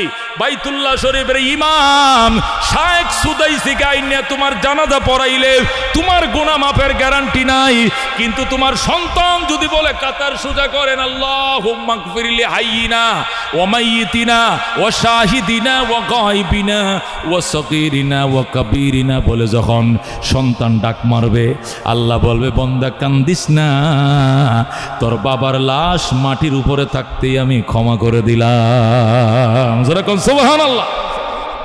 এ দুস্থ কোরআনের হাফেজ যারা, আলেমে দিন যারা, এদের মতো ভাগ্যবান কেউ নাই। অনেকে বলে হুজুর আলেম বানাইতাম, হাফেজ বানাইতাম, বানাই না। খাইব কি, খাইব কি, কি খাইবে? এই জন্য বানাই না। মাগ্যা খাইব মানুষের থেকে, খুঁজে খাইবে জীবনেও না। ভালো হাফেজ বানাও, ভালো আলেম বানাও, নিজে খাইয়া যেটি বাঁচবে, ফ্যামিলির সবাই খায়াও ফুরাইতে পারবা না, এত খাওয়া খাইবে। তুমি কি খাইছো জীবনে? ফাঙ্গাস মাছ খাও। আর তুমি কি খাও? পোল্ট্রি মুরগি খাও, এ ফসা মুরগি ফসা মাছ খাও। আর তোমার ছেলে হাফেজে কোরআন হলে এত দেশি মুরগি খাবে, জঙ্গলের হিয়াল এত দেশি মুরগি খায় নাই। কথা কোন ঠিক কিনা? আল্লাহ তাআলা তাকে এত সম্মান দান করছে, এটা আলেমের এত সম্মান, আল্লাহ এত ইজ্জত দান করছে। কোরআনের হাফেজ, নবী বলেন হাফেজে কোরআনকে আল্লাহ যখন জান্নাত দিবে, তখন সে জান্নাতে যাওয়ার জন্য ফুলসিরাতের ব্রিজের উপরে উঠবে। ব্রিজটা যখন পার হইতে যাবে, হঠাৎ করে শুনবে ব্রিজের নিচে জাহান্নাম। ব্রিজের নিচে কি? ব্রিজের নিচে জাহান্নাম। জাহান্নামের মধ্যে তার মা আমার সন্তান রে কয়ে কাঁদতে থাকবে। তখন সেখানে সে দাঁড়িয়ে যাবে, দাঁড়িয়ে বলবে আল্লাহ আমার আম্মা কাঁদতেছে, আমার কানের মধ্যে আওয়াজ আসছে, আমার মা কোথায়? তোমার মা জাহান্নামের ভিতরে। আমি আমার মায়ের লগে না দিলে জান্নাতে যাব না, আমার মাকে সাথে না দিলে যাব না। এই সময় সে দাঁড়ায় যাবে। আল্লাহ বললেন ফেরেশতারা, মায়ের সন্তানের হাতে তার মাকে উঠায় দাও। আল্লাহু আকবার। তখন ফেরেশতারা জাহান্নাম থেকে কয়লার টুকরা, এটা লাকড়ি, পুরা লাকড়ির আংরা আইনে সন্তানের হাতে দিবে। সন্তান বলবে ফেরেশতারা রে, আল্লাহ বলছে আমার মাকে আমার হাতে দিবি, তুই এই লাকড়ির টুকরা দিলে কেন? এটা পুরা লাকড়ি, কয়লা। ফেরেশতারা বলবে এটা কয়লা নয়, এটাই তোমার মা। ফেরেশতারা জাহান্নামে পুরাইতে পুরাইতে কয়লা বানায় ফেলাইছে। আমার মার আসল আকৃতি কই পাবো? জান্নাতের গেইটের মধ্যে নিয়ে যাও। জান্নাতের গেইটের মধ্যে ঝর্ণা আছে, এই ঝর্ণার মধ্যে নিয়া এই সন্তানটাকে যখন পানিতে ডুবাবে, সাথে সাথে 14 তারিখের চাঁদের মতো জলজল করতে থাকবে। আল্লাহু আকবার। এ দুস্থ মাকে তখন জান্নাতের ইনটেক মা পোশাকগুলো মাকে পরাবে, পরানোর পরে মা বলবে কই যাও, কই জান্নাতে। মা বলবে তোর বাপের সহ না গেলে আমি একা যাবো না, তোর আব্বা কোথায়? তোর আব্বা না খাইয়া তোরে খাওয়াইছে, বোর্ডিংয়ের খরচ পাঠাইছে, আজকে তুই তোর মারে নিয়ে যাবি, তোর বাবারে না আগে নিলে আমি যাব না। তখন মা যখন অনশন শুরু করবে, সন্তান সজদায় পড়ে কানবে, আল্লাহ আমার আব্বা কোথায়, আমার বাবারে সঙ্গে না দিলে যাব না। আল্লাহ বলবেন ও ফেরেশতারা তার বাবারে তার হাতে দে। যখন বাবাকে দিবে, বাবা মা দুইজন নিয়ে রওনা করবে, তখন তার স্ত্রীর কান্নার শব্দ আসবে, সন্তান কানতে থাকবে, স্বামী গো তুমি তোমার মা চিনলা, বাবা চিনলাম, আমি যে তোমার সঙ্গে 64 বছর সংসার করছি, তুমি তো আমাকে ভুইলা গেলা, আমারে নিয়ে যাও। বিবিকে আনতে যাবে, বিবিকে নিয়ে যখন রওনা দিবে, তখন বিবি কানতে শুরু করবে, তোমার মা বাবা নিলা, আমার মা বাবা তোমার শ্বশুর শাশুড়ি লাগে, আমার মা যদি আমার পেটে না রাখতো তুমি দিনদার আলেমা মেয়ে পাইতা না, আমার মাকেও নিতে হবে। তখন শ্বশুরকে নিবে, শ্বশুরকে নিবে, শাশুড়িকে নিবে। এইভাবে নবী বলেন 10টা লোক জাহান্নাম থেকে বেছে বেছে জান্নাতে নিয়ে ঢুকে যাবে। যেরকম সুবহানাল্লাহ। আল্লাহ রাব্বুল আলামিন এমন 10টা ব্যক্তিকে সুপারিশ করে জান্নাতে নেওয়ার অনুমতি দিবে, পারমিশন দিবে, যে 10টার উপরে জাহান্নাম ওয়াজিব ছিল। যেরকম আল্লাহু আকবার। এই জন্য দোস্ত কি খাবে টেনশন করিও না, আল্লাহ আমগরে ভালো খাওয়ায়, আমগরে কবুতর দিয়ে খাওয়ায়, চিকন চাউল দিয়ে খাওয়ায়, বিমানের টিকিট দিয়ে আমাদেরকে আনে, প্রাইভেট কার দিয়ে আনে, যাওয়ার টাইমে হাদিয়াও দেয়, অসুবিধা তো নয়, আল্লাহ খাওয়ায়। চেয়ারম্যান সাহেবরা আমগরে ইজ্জত করে, এমপি সাহেবরা আমাদেরকে ইজ্জত করে। এই মন্ত্রীর ইজ্জত কয়েকদিন পরে থাকে না, কিন্তু উলামায়ে কেরামের ইজ্জত কখনো কমে না। কতক্ষণ ঠিক কিনা? এ দোস্ত কত বছরের প্রধানমন্ত্রী এখন কই নাই, নেতা নেত্রীরা কই একটাও নাই, গোপনে গোপনে আত্মগোপনে জীবনযাপন করছে। অথচ আল্লাহ রাব্বুল আলামিন উলামায়ে কেরাম জেল খাটছে 3 বছর, জেল খাটছে 2.5 বছর, জেল খাটছে 1 বছর, কেউ আরো বেশিও খাটছে, কমও খাটছে। ইজ্জত তো কমে না, ইজ্জত আর 10 গুণ বেড়ে গেছে। কথা কোন ঠিক কিনা? কঠিন ময়দানে আসরে দুনিয়াতে তোমাকে কেউ বকা জকা দিলে, তোমার সন্তান যেরকম তোমার রক্ষার জন্য দৌড়ে আসে, হাসরের ময়দানে সন্তানকে রক্ষার জন্য সন্তান দৌড়ে আসবে। ওই দিন সন্তানের জন্য কানবা। ইব্রাহিম আলাইহিস সালাম যখন সুপারিশ করবে, হাজার হাজার জাহান্নামীরে জান্নাতে নিবে, ওই সময় ইব্রাহিমের বাবা আজর এসে পর্যন্ত বলবে, ইব্রাহিম তোর উসিলে লক্ষ লক্ষ মানুষ জান্নাতে যায়, আমি তোর আব্বা লাগে, আমার জন্য সুপারিশ কর, আমি তো তোর জন্মদাতা পিতা। এই বলে হাউমাউ করে আজর কাঁদতে থাকবে। ইব্রাহিম বলবে, বাবা গো তুমি তো দুনিয়াতে ঈমান আনো নাই, তুমি মূর্তি পূজারী ছিলা, তোমার জন্য সুপারিশ করতে পারবো না, তুমি মুশরিক ছিলা। ইব্রাহিমের কাছে বলবে, বাবা আমি তোর আব্বা লাগি, আমি দুনিয়াতে বুঝি নাই, তুই আল্লাহর দরবারে ফরিয়াদ কর, আল্লাহ আমারে মাফ করেও দিতে পারে। ইব্রাহিম আল্লাহর দরবারে যায় বলবে, আল্লাহ আমার বাবা আজর, আমার বাবারে ক্ষমা করে দাও, লক্ষ লক্ষ মানুষকে সুপারিশ করে জান্নাতে নিলাম, আমার বাবা জাহান্নামে গেলে আমার কলিজা আগুন জ্বলে যাবে, বাবাকে দাও। ইব্রাহিম যখন বাবার জন্য সুপারিশ করবেন, আল্লাহ বলবেন, ইব্রাহিম তুমি কি জানো না, ইন্নী হারামতুল জান্নাত আলাল কাফিরিন, আমি কাফেরদের উপরে জান্নাত হারাম করেছি। আল্লাহু আকবার। তোমার বাপ বেঈমান, এ মূর্তি পূজারী ছিল, তাকে আমি জান্নাত দেব না, মূর্তি পূজারী জান্নাত হারাম। ইব্রাহিম বলবে, আল্লাহ গো কথা তো ঠিক আছে, আমার বাবা মূর্তি পূজারী, কিন্তু তারপরেও তো আমার আব্বা লাগে, এটা জাতির পিতার বাপ লাগে, ইব্রাহিম খলিলুল্লাহর আব্বা লাগে, আমার দিকে তাকায় মাফ করে দেন। আল্লাহ বলবে, খবরদার আরেকবার যদি তোমার বাবার কথা বলবো তাহলে অসুবিধা হবে। আল্লাহর খলিল ইব্রাহিম বলবেন, তওবা তওবা, আমি বেঈমানের জন্য আর সুপারিশ করব না। আয়েশা বলবে, বাবা অনেক চেষ্টা করেছি, তোমাকে পার করতে পারলাম না, আমারে ক্ষমা করে দিও। আজর আবার কাঁদতে থাকবে। ইব্রাহিম আবার যায় বলবে, আল্লাহ আমি শেষবারের মতো সুপারিশের জন্য আসলাম, আমার আব্বাকে আপনি মাফ করে দেন। আল্লাহ রাব্বুল আলামিন বলেন, ইব্রাহিম তুমি একটা কথা বারবার কেন বলছো? আমার মায়া লাগে আমার বাবা, আমার বাবা, আমার মায়া লাগে, দয়া করে আমার বাবারে মাফ করে দেন। আল্লাহ বলবেন, তুমি উপরের দিকে তাকাও। ইব্রাহিম উপরের দিকে তাকাবেন, আল্লাহ 1 সেকেন্ডের ভিতরে আজরকে গুইসাপ বানায় ফেলবে। যাবে। নাউজুবিল্লাহ।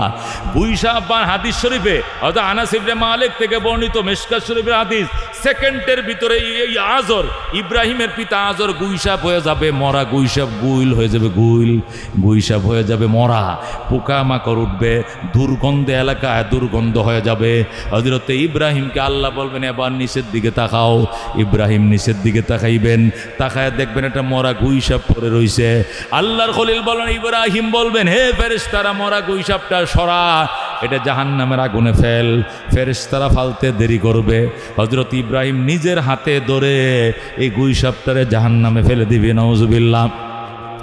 আল্লাহ বলবেন ইব্রাহিম এতক্ষণতেই বাবার জন্য এত কান্নাকাটি করলাম, বারবার সুপারিশের জন্য আসলা, আর এখন নিজের হাতেই বাবাকে জাহান্নামে ফেলে দিলা। ইব্রাহিম বলবেন আল্লাহ গো, আমি তো আমার বাবা ফেলি নাই, আমি গুইসাপ ফেলছি। আল্লাহ বলবেন এইটাই বেঈমানের অরিজিনাল আকৃতি।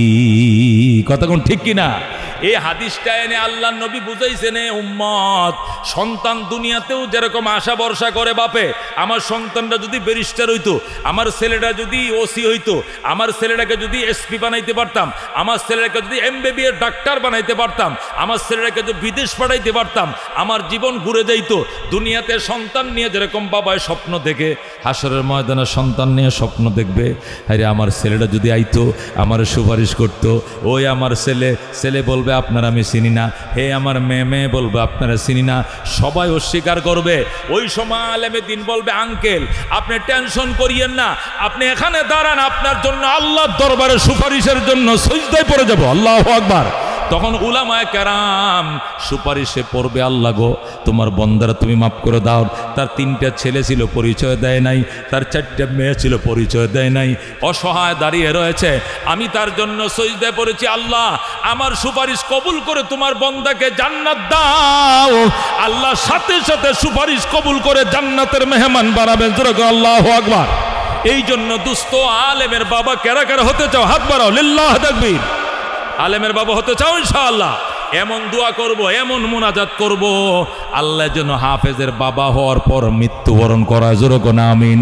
এমন দোয়া করব আল্লাহ যেন আলেমের বাবা হওয়ার তৌফিক দেয়, হাফেজের বাবা হওয়ার তৌফিক দেয়।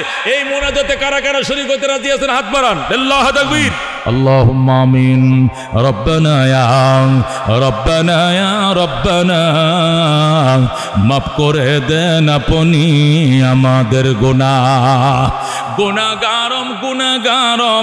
গুনাহগার তুহি রহিম তুহি রহমান তো গফফার।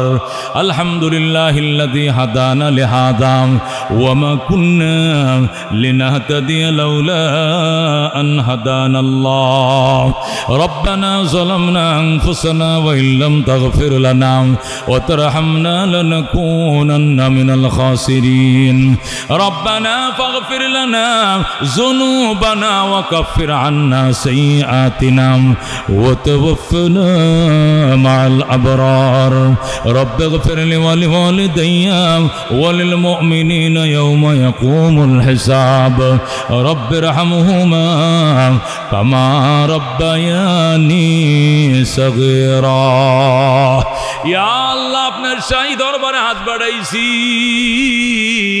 বামন শাতা আশরাফুল মাদ্রাসার মাহফিল, আল্লাহ তুমি মাহফিলকে কবুল করে লও, আল্লাহ তোমার শাহী দরবারে মঞ্জুর করে লও। আল্লাহ গো এই প্রচণ্ড গরমের মধ্যে তোমার বন্দা বান্দিরা মাটিতে বইসা, হাজার হাজার তোমার বন্দারা, ইয়া আল্লাহ মাঠ ভরে গিয়েছে কানায় কানায়, আল্লাহ তুমি জান্নাতও ভরে দিও আমাদেরকে দিয়ে। আল্লাহ আমি মুসাফির অনেক দূর থেকে এসেছি, আল্লাহ মুসাফিরের উসিলা দোয়া কবুল করে লও, আল্লাহ হাজী সাহেবদের উসিলা দোয়া কবুল করে লও, আল্লাহ যারা দান সদকা করেছে দান সাদাকার উসিলায় মোনাজাত কবুল করে লও। আল্লাহ অনেক মা বোনরা আমাদের সঙ্গে হাত বাড়িয়েছেন, উনাদের উসিলায় দোয়া কবুল করে লন। আল্লাহ গো এই ছোট ছোট কচি বাচ্চারা 160টা ছেলে 100 করে 10,400 টাকা দান করেছে। আল্লাহ এদের প্রত্যেকটা ছেলেকে হাফেজে দিন আলেমে দিন বানিয়ে দাও। ইয়া আল্লাহ জীবনের জানা অজানা ছোট বড় সগীরা কবিরা শিরিক বেদাত নতুন পুরাতন ইচ্ছায় অনিচ্ছায় যত গুনাহ করে ফেলেছি আল্লাহ সমস্ত গুনাহ খাতা মাফ করে দাও। কোটি কোটি দুরুদ ও সালামের হাদিয়া সোনার মদিনায় পৌঁছে দাও। আল্লাহ মুসিবতের দিনে তোমার হাবিবের শাফাত আমাদেরকে দিও। তোমার হাবিবের হাতে কাউসারের শরবত তুমি আমাদেরকে পান করায়ো। আল্লাহ অনেক দূর থেকে এসেছি, আল্লাহ সহি সালামতে আবার ঢাকা পৌঁছার তৌফিক দাও। সকল কিসিমের বিপদ আপদ থেকে মুক্ত রেখে সালামতের সাথে নিজ নিজ গন্তব্যে আমাদেরকে পৌঁছার তৌফিক দিয়া দাও। আল্লাহ গো আমার 4টে ছেলে 4টাকে যোগ্য আলেম যোগ্য হাফেজ বানাও, নেককার আলেম নেককার হাফেজ বানায় দাও। প্রত্যেকটা মসজিদ মাদ্রাসাকে আল্লাহ তুমি হেফাজত ফরমাও। মসজিদ মাদ্রাসা যারা বিরোধিতা করে ষড়যন্ত্র করেন আল্লাহ তুমি তাদেরকে সহি বুঝ দিয়া দাও, এদেরকে হেদায়েত দিয়ে দাও। আল্লাহ এদেরকে মাদ্রাসার পক্ষে উলামায়ে কেরামের পক্ষে কাজ করার তুমি তৌফিক দিয়া দাও। আল্লাহ আলেম উলামার বিরুদ্ধে যারা করে কোরআন সুন্নাহর বিরোধিতা যারা করে আল্লাহ তুমি তাদেরকে হেদায়েত দিয়ে দাও, এদেরকে সহি বুঝ দিয়া দাও। আল্লাহ নতুবা এরা ধ্বংস হয়ে যাবে, রক্ষা পাবে না। আল্লাহ এরা ধ্বংস হয়ে যাবে, রক্ষা পাবে না। আল্লাহ এই পথে এদেরকে নিও না। আল্লাহ আলেমদের পক্ষে নিয়ে আসো, মসজিদ মাদ্রাসার পক্ষে নিয়ে আসো। 2 টাকা 10 টাকা যাই পারে সহযোগিতা করব। উলামায়ে কেরামের দোয়া নিব, জান্নাতে যাব। ঈমানের সাথে তুমি বাঁচাইও, ঈমান নিয়ে তুমি কবরে যাও তৌফিক দিও। আল্লাহ সাজ্জাদ ভাই হজে যাবে, দোয়া চাইছে তুমি তাকে হজ্জে মাবরুর নসিব ফরমাও। আল্লাহ বমিদাতা জমিদাতা দোয়া চাইছেন, 1000 টাকা দিয়েছেন তার ফ্যামিলির পক্ষ থেকে। আল্লাহ গো তার জমির উসিলা তুমি তার জান্নাতের জমি দিয়ে দাও। আল্লাহ মাদ্রাসা বানাইছে, জান্নাতে তুমি প্রাসাদের মালিক বানায় দাও। ইয়া আল্লাহ যত মানুষ দোয়া হাত বাড়াইছে, হাজার হাজার মানুষ, আল্লাহ আমাদের জীবনের সমস্ত গুনাহ মাফ করে দাও। জীবনের ভুল ত্রুটি আমাদেরকে মাফ করে দাও। আমাদের ফসলের মধ্যে আল্লাহ বরকত দাও। আল্লাহ শিলা বৃষ্টি দিও না, ঝড় তুফান দিয়ে ফসল তুমি নষ্ট করিও না। আল্লাহ তুমি কিষানের মুখে হাসি ফুটাইয়া দাও। আল্লাহ ফল ফসল সব তুমি রক্ষা করো, আম রক্ষা করো, ফল ফসল আল্লাহ ফসল তুমি রক্ষা করো। আল্লাহ আমরা গরিব মানুষ যতটুকু পারছি মাদ্রাসা দিয়েছি তুমি কবুল করে লও। আল্লাহ গো মদিনা শরীফ সালাম পৌঁছায় দাও, তোমার নবীজির রওজা মোবারকে সালাম পৌঁছায় দাও। ইয়া আল্লাহ আমাদের নাম জান্নাতের খাতায় লিখে দাও। আল্লাহ আমাদের নাম জান্নাতের খাতায় লিখে দাও, জাহান্নাম থেকে নাম কেটে দাও। আল্লাহ তোমার হাবিবের শাফাত আমাদেরকে দিও, তার হাতে কাউসারের শরবত আমাদেরকে পান করাইও। আল্লাহ তোমার নবীর উম্মত বানাইছো, জাহান্নাম দিলেও তো লাভ হবে না, আমাদেরকে দয়া করে জাহান্নাম দিও না। আল্লাহ গো মেহেরবানি করে আমাদেরকে জান্নাতের মেহমান বানিয়ে দাও। জাহান্নাম দিও না, জান্নাতের মেহমান বানিয়ে দাও। জান্নাতের কোনায় জায়গা করে দাও, জান্নাতের জায়গা অভাব হবে না। অভাবীদের অভাব দূর করে দাও, ঋণীদের ঋণ দূর করে দাও। ইজ্জত সম্মান বর্ধিত করো, আল্লাহ নিরাপত্তা নিশ্চিত করো। আল্লাহ হিংসুকদের হিংসা থেকে বাঁচাও, নিন্দুকের নিন্দা থেকে বাঁচাও, সকল ষড়যন্ত্র থেকে দেশকে তুমি হেফাজত ফরমাও। ইয়া আল্লাহ তুমি ইসরায়েলের মুসলমানকে হেফাজত করো। আল্লাহ ফিলিস্তিনের মা বোনদের চোখের পানির দিকে তাকাও। আল্লাহ পাখির মতো গুলি করে মারতেছে। আল্লাহ আল্লাহ এই জাহান্নামের কীট আল্লাহ ইসরায়েলকে তুমি ধ্বংস করে দাও। আল্লাহ পৃথিবীর জন্য বিস্ফোরা, আল্লাহ অবৈধ জারজ রাষ্ট্রকে পৃথিবীর মানচিত্র থেকে ধ্বংস করে দাও, মানচিত্র থেকে আল্লাহ তুমি মুছে দাও। আল্লাহ ফিলিস্তিনের মুসলমানদের চোখের কান্নার দিকে তুমি তাকাও। আল্লাহ গো ছোট ছোট বাচ্চারা মা হারাইছে, বাবা হারাইছে, ভাই হারাইছে, বোন হারাইছে, হাত হারাইছে, আল্লাহ গো চোখ হারাইছে, ঘুরতেছে দুনিয়াতে কোনো চোখ মুখে ফোঁত দেখে না। আল্লাহ অসহায় ফিলিস্তিনি বাচ্চাদের দিকে তুমি তাকাও, আল্লাহ এদের চোখের পানির দিকে তাকায়া আল্লাহ গো মেহেরবানি করে ফিলিস্তিনকে তুমি হেফাজত ফরমাও। আল্লাহ ইব্রাহিমের উসিলে দোয়া কবুল করম, হযরতে ইয়াকুব আলাইহিস সালামের দেশ দোয়া কবুল করম, হযরতে লূত আলাইহিস সালামের দেশ দোয়া কবুল করম, হযরতে মূসা আলাইহিস সালামের দেশ, হযরতে ঈসা আলাইহিস সালাম সেখানে অবতরণ করবেন, হাশরের ময়দানে স্টেজ যেখানে কায়েম হবে, হযরতে ইমামে মেহেদী যেখানে আসবেন, আল্লাহ ওই দেশ ফিলিস্তিনকে আল্লাহ তুমি রক্ষা করো। হিন্দুস্তানের মুসলমানদেরকে বাঁচাও, মসজিদ ভেঙ্গে ফেলতেছে, মাদ্রাসা ঘুরিয়ে দিচ্ছে, আল্লাহ জালেমদের থেকে আল্লাহ তুমি মুসলমানদেরকে হেফাজত ফরমাও। এ জীবনে না করিলাম বন্দিগি, গুনাহ করে কাটাইলাম জিন্দেগি, গুনাহ করে কাটাইলাম জিন্দেগি, তওবা করে আবার তওবা ভাঙ্গিলাম, অবশেষে খাঁটি তওবা করিলাম, অবশেষে খাঁটি তওবা করিলাম।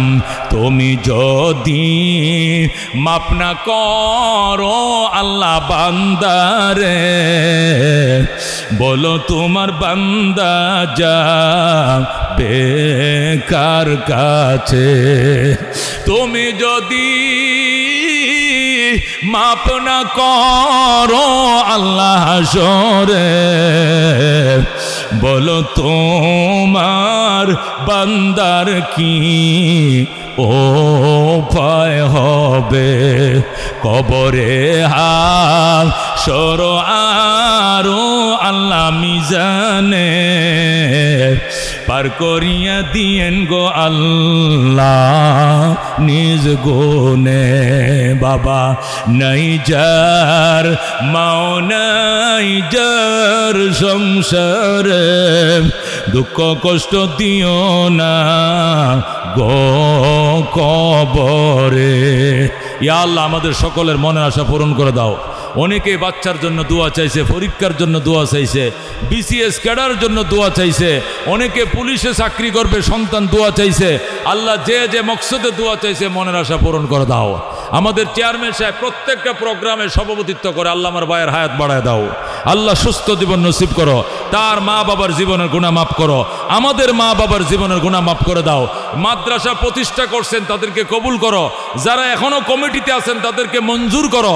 এই এতিম বাচ্চাদেরকে তুমি কবুল ফরমাও, দান সাদাকাকে তুমি মঞ্জুর ফরমাও। সুবহান রাব্বিকা রব্বিল ইজ্জাতি আম্মা ইয়াসিফুন ওয়া সালামুন আলাল মুরসালিন ওয়ালহামদুলিল্লাহি রাব্বিল আলামিন।